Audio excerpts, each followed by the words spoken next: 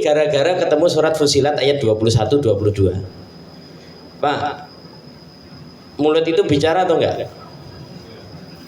Enggak, mulut itu ngomong, yang bicara kulit. Mulut itu alat komunikasi untuk ngomong, tapi yang bicara sebenarnya adalah kulit. Nek ngapusi, konangan enggak? Jadi ketika mulut ini bisa diajak berbohong karena alat komunikasi gitu toh. Tapi yang sebenarnya bicara itu ekspresi. Itu yang ngomong Fusilat ayat 21-22, yang menjadikan kulit kamu bisa berbicara itu adalah Allah gitu. Dia akan bersaksi. Jadi orang nek sudah paham ekspresi dihapusi Pak. Bagi rasa ngapusi aku gitu loh. Karena tahu. Nah, saya pikir kulit ini sama di rumput adalah alat komunikasi. Makanya yang tak ambil itu ini bener, ini nggak boleh hancur. Terus diuji labnya unsur hara ya sampai kapanpun nggak ketemu Pak NPK di situ. Biosanya itu bohong, nggak bisa untuk nyuburkan tanaman. Yo iyo. Tapi dengan adanya kemampuan adaptasi ini, yang namanya adaptasinya naik, otomatis kemampuannya akan berbeda toh. Nek lebih fit, orang yang sehat itu tidak perlu makan banyak. Orang yang makan banyak itu tidak menentukan energinya besar Pak. Ono wong sing gawedhe tibake mangane suwitik. Ono wong sing cuwilik mangane sithik ngangkat sak kintal nyeng, ngono to Pak. Ono sing gedhe mangane akeh kon mangkat galon ya. Rasan-rasan gitu. Moh abot. Nah, ternyata banyak sesuatu yang tidak bisa kita terima logika dan itu bisa dijawab dengan fisika kuantum. Manusia ini bisa bekerja dengan psikologinya, mempengaruhi energinya. Barmangan dengar kabar jelek, iso pingsan Pak. Pingsan itu energinya drop Pak. Padahal bermangan. Tapi urung mangan krungu kabar apik. Moro-moro lali mangan Pak. Loh aku ki mau urung mangan kok moro ora ngelih gitu ya. Padahal urung sida mangan. Nah, jangan-jangan tapi kita analisa rumput ini punya apa? Toh gajah makan rumput gedenya segitu Pak. Dan semua hewan yang makan rumput itu bisa jalan dalam hitungan jam setelah lahir. Kalau yang dibutuhkan adalah energi, makanan itu adalah kita mengambil energi, berarti energinya rumput gede enggak? Nah, ini yang luput Pak. Karena kita terfokus pada NPK-nya bukan pada kandungan fitokimianya. Fitokimia rumput itu yang di tepi itu sebagai pelapis pelindung matahari dan menangkap sinar matahari. Nah kita kan hanya melindungi dari matahari toh. Kulit daun itu dia melindungi sel di bawahnya dari paparan matahari dan dia menangkap sinar matahari diteruskan pada saat proses fotosintesis. Kira-kira Pak, canggih enggak? Matahari itu ditangkap, dikemas loh Pak. Canggih enggak? Yang bisa nangkep energi matahari kira-kira harus disetting lebih kuat dari kecepatan sinar matahari atau lebih rendah? Harusnya lebih kuat toh. Yang nangkep itu yang terluar ini saya pikirnya. Itu yang saya ambil. Banyak analisanya. Matahari itu kecepatannya katanya cahaya itu 300.000 km per detik gitu. Ditangkap Pak Argodong. Langsung dibungkus karo CO2 H2O. Langsung dikemas jadi gula. Nah ini mudah-mudahan jadi penelitian baru. Selama ini kita berasumsi bahwa unsur hara itu NPK itu berapa yang diambil dari sawah sebanyak itu pula yang harus dikembalikan. Padahal itu ada reaksi fusi di sana, ada pembelahan sel yang terjadi. Kok itu koyo ndak diperhitungkan?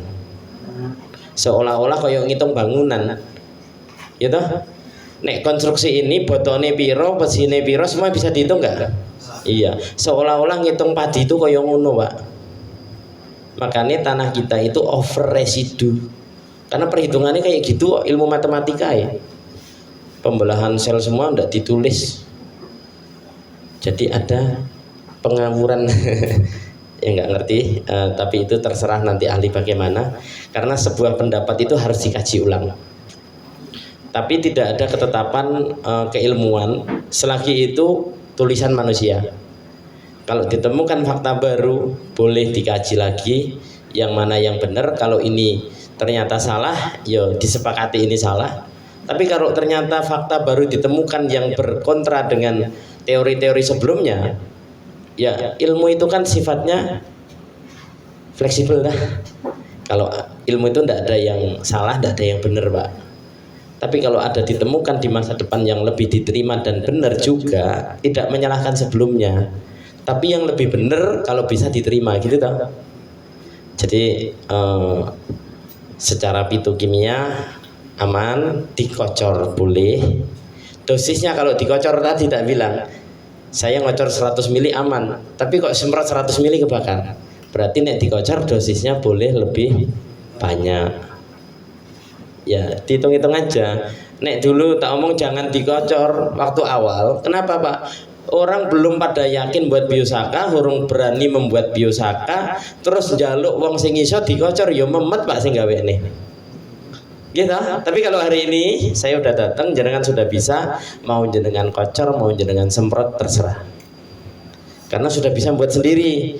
Kalau dulu Pak Martoyo gawe dhewe terus dikocor karo wonge yo. Jaluk 5 liter nek dikocor jaluk meneh. Sementara gawe pisan we memang lho kalek bahane Pak gitu. Nah, tadi pertanyaan yang kalau fatalnya itu Pak, yaitu nyemprotnya jangan sampai basah. Karena ini saya sudah melakukan kajian. Maksudnya melakukan uji coba bertahap. Tidak 1-2 tahun, lama. Nyari dosis sampai interval 40 mili untuk padi, 50 mili paling banyak. Itu aja 1 tahun Pak.